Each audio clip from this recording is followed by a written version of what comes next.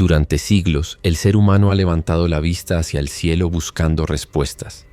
En ese acto silencioso y ancestral de mirar hacia lo alto, nacieron los mitos, las religiones y también los ángeles, figuras aladas, resplandecientes, portadoras de mensajes, protectoras de los justos, ejecutoras de la voluntad divina. Así nos enseñaron a verlos, bellos, dóciles, incorruptibles. Pero esa es solo la capa más superficial del velo, porque cuando uno se adentra en los textos antiguos, los grimorios prohibidos, los escritos perdidos del desierto y las enseñanzas que pasaban de maestro a discípulo en susurros, lo que emerge es algo mucho más complejo, poderoso e inquietante. La sabiduría ancestral, preservada por escuelas místicas, herméticas y espirituales a lo largo de los siglos, nos revela una imagen de los ángeles que difiere profundamente de la que popularizó la religión institucionalizada.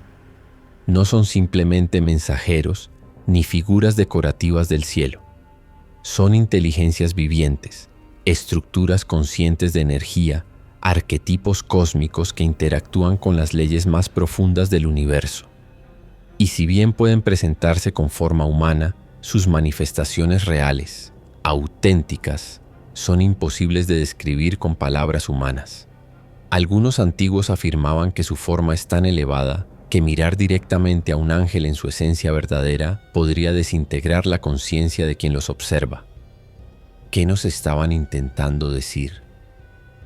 ¿Qué sabían esas antiguas tradiciones sobre estos seres que hoy se nos oculta o se trivializa? En este viaje, vamos a desenterrar esa sabiduría silenciada. Vamos a ver a los ángeles no como ornamentos celestiales, sino como lo que realmente son, guardianes del orden cósmico, puentes entre planos de existencia, instrumentos de cambio, juicio y evolución espiritual.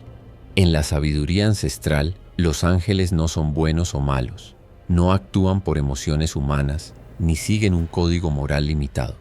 Son fuerzas que expresan la voluntad superior, a veces benéfica, a veces destructiva, como el fuego.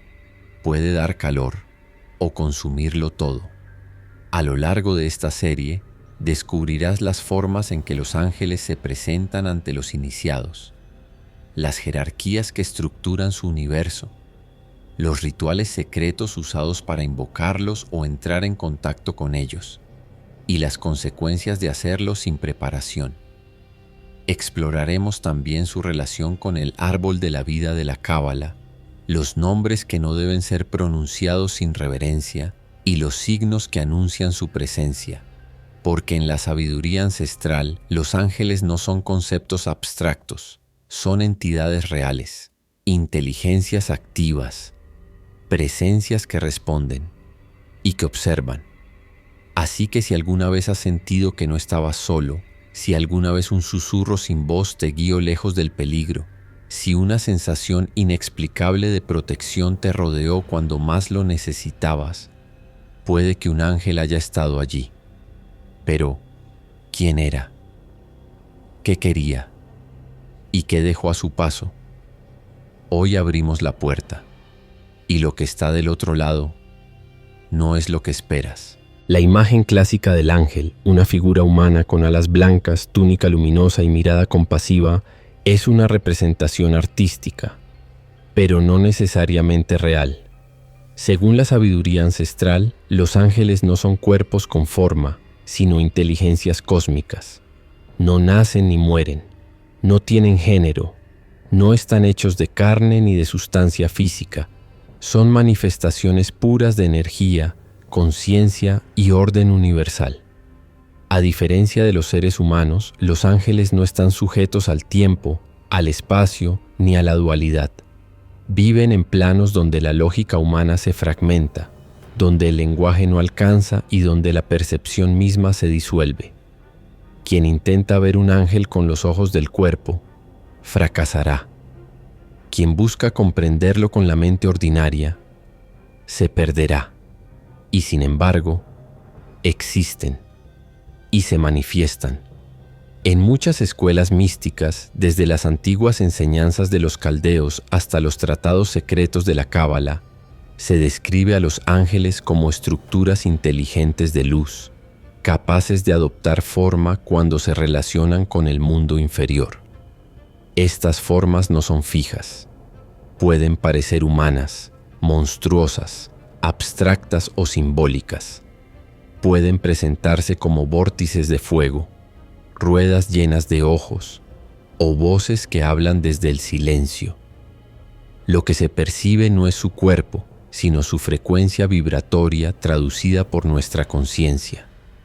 En ciertas visiones místicas documentadas por antiguos iniciados, los ángeles aparecen como figuras imposibles de describir, con múltiples alas cubiertas de ojos, con cuerpos que giran sobre sí mismos como esferas vivas, o como rayos de luz que atraviesan la mente sin dejar imagen alguna.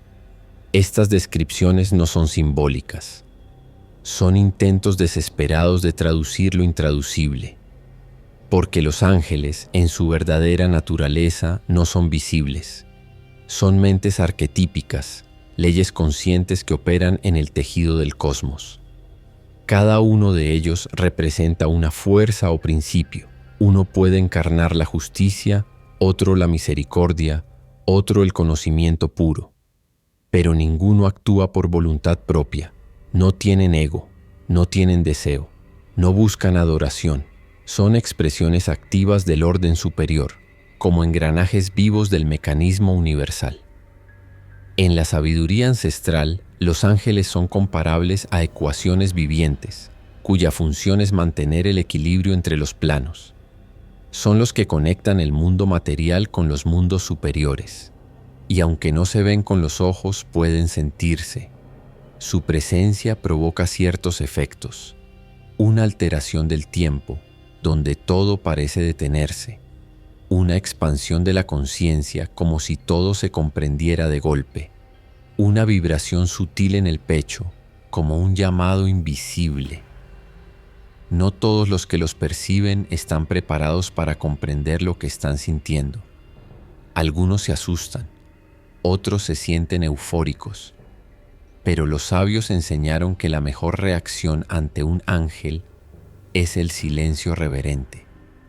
En el camino iniciático, contactar con una inteligencia angélica no es una meta superficial, sino una etapa delicada del proceso interior. Solo cuando el buscador ha purificado su intención, ha expandido su conciencia y ha equilibrado su energía, el contacto puede ser auténtico. No se trata de ver alas. Se trata de sintonizar con una frecuencia superior de existencia. Y es entonces, cuando el velo se levanta, que el iniciado comprende. Los ángeles no bajan del cielo. Los ángeles surgen desde dentro, cuando uno ha elevado su mirada lo suficiente como para ver más allá del velo de la ilusión. Porque lo que llamamos ángeles no son seres externos que vienen a rescatarnos. Son presencias que nos revelan quiénes somos realmente.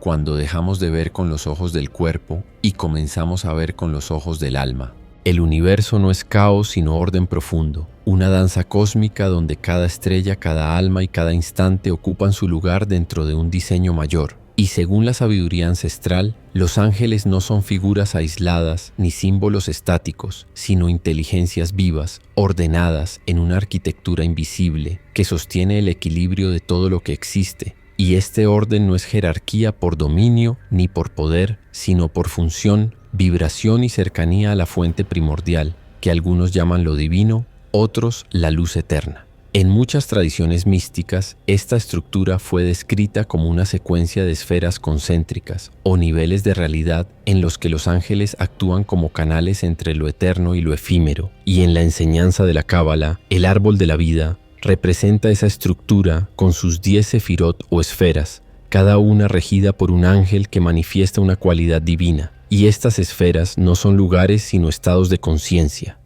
dimensiones interiores que el alma puede explorar en su ascenso espiritual. Pero más allá del árbol de la vida, la sabiduría ancestral describe una estructura más amplia conocida como los 9 coros angélicos divididos en 3 tríadas, cada una relacionada con un nivel de conciencia y de proximidad al misterio supremo. Y la primera tríada, la más elevada, está formada por los contemplativos, los que habitan en la luz pura y cuya función no es actuar, sino sostener la vibración primordial. Los serafines son fuego vivo, llamas que arden en devoción perpetua. No tienen forma porque son movimiento puro, y su existencia es canto y vibración. Los querubines son guardianes de la sabiduría, seres que no enseñan con palabras, sino con presencia. Conciencia que gira en torno al conocimiento profundo, y los tronos son estructuras de estabilidad cósmica, anclas del orden universal, pilares del equilibrio eterno. La segunda tríada está compuesta por los que gobiernan los procesos del universo, inteligencias que regulan el fluir de la vida entre dimensiones, y las dominaciones son los supervisores del orden, los que equilibran las fuerzas cuando se inclinan demasiado hacia un lado u otro. Las virtudes son portadoras del poder de lo milagroso, catalizadores de eventos que transforman la realidad en instantes, y las potestades son guardianes del umbral, entidades que controlan qué influencias pueden pasar entre mundos y cuáles deben ser contenidas. La tercera tríada es la más cercana a la experiencia humana porque sus integrantes interactúan con nuestra realidad mental, emocional y espiritual. Los principados cuidan de las colectividades de los pueblos, de las culturas, actúan como guardianes del destino compartido de grupos humanos enteros. Los arcángeles son los mensajeros mayores, como Miguel, Rafael, Gabriel, Uriel, seres que intervienen cuando el destino cambia de rumbo. Y los ángeles en su forma más cercana son los compañeros del alma, los que susurran en la intuición, los que aparecen en sueños, los que protegen sin ser vistos. Esta jerarquía no implica superioridad ni jerarquía moral. Cada nivel tiene su función, su vibración, su propósito, y en la visión de la sabiduría ancestral, comprender esta estructura no es solo una cuestión de conocimiento, sino de autodescubrimiento, porque cada esfera angélica refleja una parte del alma humana, un nivel de conciencia que podemos despertar, integrar y encarnar. Así, cuando alguien estudia esta jerarquía, no está mirando hacia el cielo, está explorando los pasajes internos de su propia luz, y cuando logra sintonizarse con estas presencias, no solo las comprende, sino que comienza a transformarse en aquello que siempre fue una chispa del todo, un puente entre mundos, una conciencia en expansión. Hay quienes creen que basta con pronunciar un nombre sagrado, encender una vela o leer una oración en voz alta para llamar a un ángel, pero esa idea es, en el mejor de los casos, ingenua y en el peor, peligrosa. Según la sabiduría ancestral, el contacto con las inteligencias angélicas no es un acto de voluntad humana, sino un suceso espiritual profundo que ocurre solo cuando las condiciones internas están alineadas con una vibración elevada. No se trata de forzar puertas, sino de afinar el alma como un instrumento que, al vibrar en la frecuencia correcta, puede resonar con aquello que está más allá del velo. En los antiguos grimorios, en los textos esotéricos de Egipto, Mesopotamia y en las tradiciones hebraicas y gnósticas se repite la misma advertencia. Los ángeles no pueden ser invocados a la ligera. El nombre de un ser angélico es más que una palabra. Es un código vibracional, una llave que abre dimensiones internas, y usarla sin la preparación adecuada es como intentar pilotar una nave sin saber volar. La verdadera invocación no ocurre con gestos teatrales ni con un ritual aprendido de memoria, sino cuando el corazón está limpio, la mente está quieta y la voluntad está libre de ego. Solo entonces el espacio interior se convierte en un templo y la luz puede descender. Pero no toda luz es luz verdadera. En los planos sutiles, no todo lo que brilla proviene de las alturas. Por eso, la sabiduría ancestral advierte que el deseo de contactar con ángeles puede atraer, en cambio, a entidades inferiores disfrazadas de ellos. Estas imitaciones, a veces llamadas cascarones, larvas o formas astrales, se alimentan del deseo humano de poder, guía o consuelo, y pueden tomar la forma que el invocador espera ver. Aceptan la veneración, susurran promesas, ofrecen señales, pero su energía es fría, pegajosa, desconcertante. No iluminan, confunden, no despiertan, seducen. El peligro no radica solo en ser engañado, sino en permitir que tu campo energético sea colonizado por una presencia que no has aprendido a discernir. Los antiguos sabios decían: no invoques lo que no puedes contener, porque una entidad superior, si realmente responde, puede sacudir tu mundo interior, acelerar procesos de transformación para los que no estás preparado, exponer tus sombras, romper tus patrones y llevarte al borde de ti mismo. Por eso, el verdadero camino de conexión con lo angélico no comienza con una llamada, sino con una transformación. El alma que desea acercarse a estas inteligencias debe primero elevarse, y esa elevación no ocurre con trucos ni con fórmulas. Ocurre cuando purificas tus intenciones, cuando actúas con integridad, cuando dominas tus impulsos, cuando dedicas tiempo al silencio, a la contemplación, al servicio. La vida entera se convierte en un ritual vivo, y entonces, sin pedirlo, sin buscarlo, puede ocurrir el contacto. A menudo los encuentros auténticos con lo angélico no se dan durante una ceremonia, sino en medio del dolor, en el umbral de una pérdida, en el instante en que el alma se rinde, se abre, se vacía. En ese espacio de vulnerabilidad absoluta, una presencia puede descender, sin nombre, sin imagen, solo como certeza. Y uno sabe que algo ha llegado no porque lo vea, sino porque ha sido transformado. La sabiduría ancestral también enseña que no todo ser humano necesita invocar ángeles. No es una obligación espiritual. No es un objetivo. Hay quienes están destinados a caminar sin guía visible, a construir la fe sin señales, a cultivar la luz en el silencio de la ausencia. Y eso también es sagrado. Los ángeles no están al servicio del deseo humano, están al servicio del orden universal.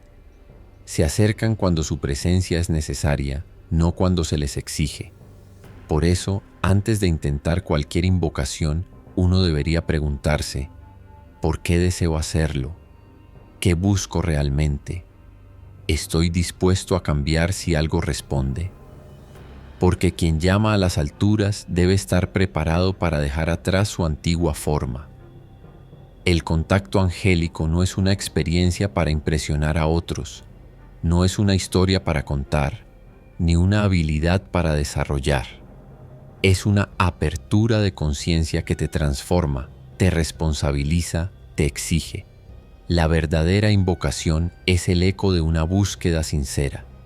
No hay atajos, no hay recetas, no hay garantías. Pero cuando ocurre, cuando una verdadera presencia responde, todo cambia. Porque entonces uno ya no cree, uno sabe. Y esa certeza ya no puede ser explicada, solo vivida. Cuando escuchamos la expresión ángeles caídos, la mente moderna se llena de imágenes oscuras, figuras con alas rasgadas ardiendo en castigo, exiliados por su rebelión, condenados por su orgullo. Pero según la sabiduría ancestral, esta imagen no solo es incompleta, es profundamente superficial, porque lo que llamamos caída no es siempre un acto de rebeldía, ni tampoco necesariamente una maldición. A veces caer significa descender por propósito, por amor, por deber. A veces, lo que desciende lo hace para traer luz al lugar donde más falta hace. En las antiguas corrientes místicas, la caída de ciertos ángeles no se percibe como una traición, sino como un movimiento dentro del equilibrio de las fuerzas cósmicas. Son seres que al salir del círculo de lo alto, entran en la densidad del mundo para cumplir una misión que los acerca más al dolor, al olvido, a la materia. No son demonios, no son maldad pura, son energía desbordada, conciencia luminosa atrapada, chispa viva en el abismo. Y su historia no es una de perdición, sino de propósito. Uno de los relatos más antiguos sobre estos seres viene del libro de Enoc, un texto que fue excluido de los cánones oficiales, pero que ha perdurado en la tradición oral y esotérica. Allí se habla de los vigilantes, ángeles que descendieron a la tierra y se mezclaron con los humanos. Se dice que trajeron conocimiento, enseñaron ciencia, metalurgia, cosmología, astrología, pero también se corrompieron, seducidos por las emociones humanas, por la experiencia del deseo, por el peso de la carne. Su caída no fue un acto singular, sino un proceso, una pérdida gradual de frecuencia, una desconexión progresiva de la fuente. La sabiduría ancestral no los condena, los observa con compasión, incluso con reverencia, porque en ellos se refleja una paradoja profunda. Son luz que eligió entrar en la sombra, fuerza celeste que aceptó atravesar el barro, conciencia divina que experimenta el olvido para comprender más profundamente el despertar. No son el mal, son la consecuencia inevitable de un universo donde la libertad existe, y donde hay libertad hay posibilidad de desequilibrio, pero también de redención. Algunos nombres han llegado hasta nosotros. Azazel, portador de saber prohibido. Samael, el ángel del rigor, temido pero necesario. Incluso Lucifer, cuyo nombre original significa portador de luz. Nombres que fueron demonizados, oscurecidos, reducidos a caricaturas del mal absoluto. Pero en las tradiciones más antiguas, estos nombres están rodeados de ambigüedad, de complejidad, porque no representan simplemente la oposición a lo divino, sino aspectos necesarios del camino espiritual. Lucifer, por ejemplo, no es el enemigo de Dios en las fuentes más antiguas, sino el que cae para traer conocimiento, el que confronta, el que provoca la crisis, el que obliga a elegir. Es, en cierto modo, el ángel del espejo. Y es que sin oscuridad no hay luz consciente, sin caída no hay ascenso voluntario. En la visión ancestral, el universo está sostenido por un equilibrio dinámico entre fuerzas que se oponen solo en apariencia, pero que en realidad se complementan. Los ángeles de la luz y los caídos no son enemigos eternos, sino partes de una danza cósmica en la que cada uno cumple su rol. La luz purifica, la sombra prueba. Uno guía desde lo alto, el otro despierta desde abajo. Por eso, algunos caminos esotéricos no rehúyen la figura del ángel caído, sino que la integran. No para justificar el ego, ni para glorificar la oscuridad, sino para comprender que el crecimiento espiritual implica atravesar las propias caídas, los propios exilios. Cada ser humano, en algún momento, experimenta su propia caída, una pérdida de fe, una ruptura interna, un descenso al dolor. Y en ese descenso, muchas veces lo que nos guía no es una figura angelical radiante, sino una voz firme que emerge desde dentro del abismo, enseñándonos a reconstruirnos desde la nada. Así, los ángeles caídos dejan de ser símbolos de condena para convertirse en arquetipos de transformación. Representan los aspectos de nosotros que han olvidado su origen, pero que aún portan dentro la chispa que los puede redimir. Son las partes del alma que han tocado fondo y que por eso mismo pueden comprender la profundidad del regreso. Son los mensajeros de la sombra que nos invitan a mirar de frente aquello que tememos, porque no hay luz más firme que la que ha atravesado la noche. Comprender esto no significa jugar con lo peligroso ni invocar sin conciencia. Significa integrar la totalidad del camino espiritual, luz y sombra, ascenso y descenso, ángeles en lo alto y ángeles que caminan entre nosotros, disfrazados de dolor, de duda, de prueba. Porque al final, todo ángel caído guarda en su núcleo la posibilidad de volver, y todo ser humano que cae también guarda la capacidad de elevarse. Esa es la alquimia más profunda, transformar la caída en vuelo, la sombra en revelación, el exilio en regreso. Desde el principio de los tiempos hay una pregunta que ha acompañado al ser humano como una sombra luminosa. ¿Estamos solos? No en el sentido físico, ni siquiera emocional, sino en lo más profundo, en ese espacio invisible donde ocurren los grandes movimientos del alma. La sabiduría ancestral responde a esta pregunta con un susurro que se repite a lo largo de las eras, en mitos, símbolos, oraciones, intuiciones. No, nunca hemos estado solos. La presencia de los ángeles no es ajena al destino de la humanidad, porque según las enseñanzas más antiguas, estos seres no solo nos observan, no solo intervienen esporádicamente en momentos críticos, sino que caminan con nosotros, en nosotros y a veces como nosotros.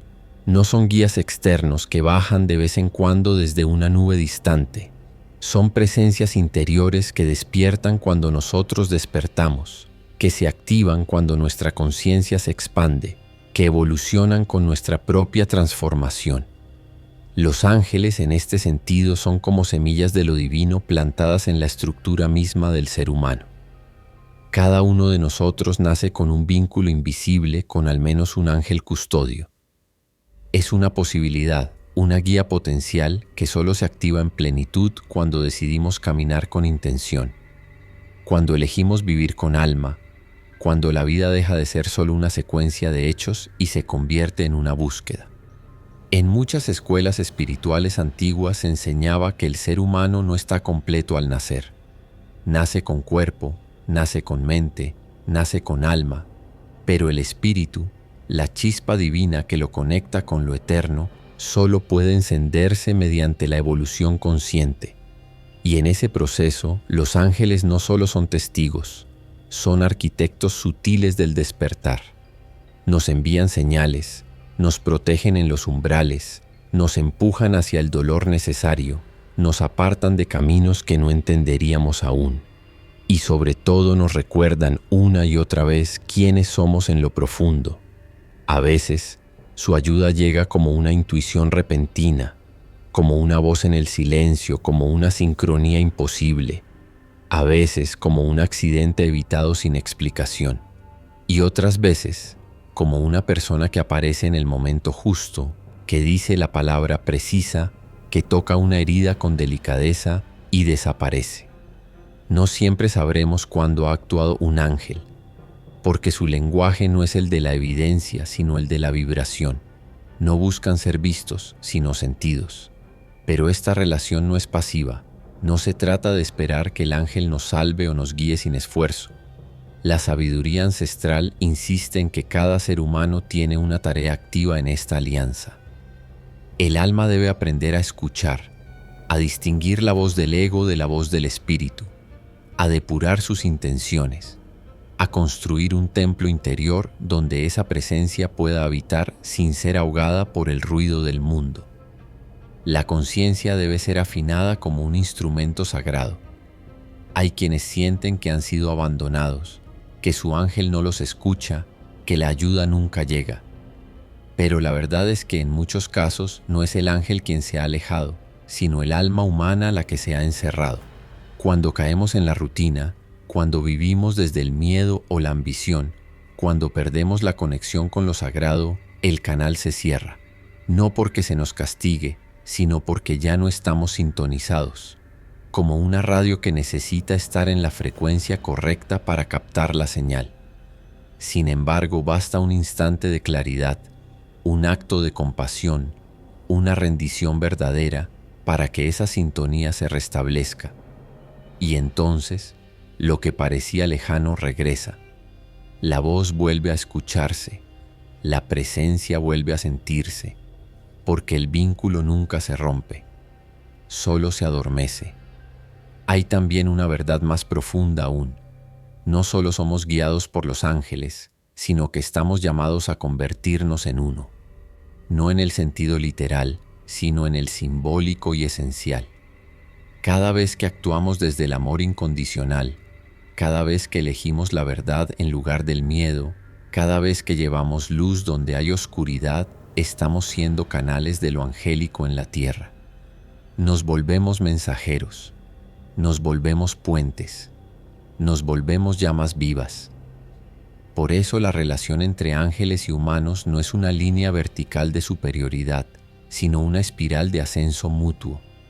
Ellos nos acompañan porque al elevarnos también ellos se elevan, porque en nuestro despertar se completa su propósito. Y quizás, solo quizás, al final del viaje, descubramos que la distinción entre el ángel y el humano era solo una ilusión. que siempre fuimos uno, que la luz que buscamos fuera siempre estuvo encendida dentro. Tal vez, después de todo lo que hemos explorado juntos, queda una verdad simple pero profunda. Los ángeles no están lejos, ni perdidos en otra dimensión. Están aquí, ahora, como presencias silenciosas en la orilla de nuestra conciencia. No para que los adoremos, sino para que recordemos lo que hemos olvidado. Porque este viaje no ha sido solo para aprender sobre ellos, sino para volver a nosotros, para mirar hacia adentro y descubrir que dentro de cada ser humano hay una chispa que vibra con la misma luz que da vida a las estrellas. Los ángeles no son un final, ni una meta, son una invitación, una puerta, y el camino comienza justo donde estás en este instante si eliges caminarlo. Si este mensaje resonó contigo, si alguna parte de ti recordó algo que creías olvidado, entonces te invito a que mantengas viva esta frecuencia. Dale like a este video si sentiste su verdad. Suscríbete si quieres seguir explorando estos temas con profundidad y respeto.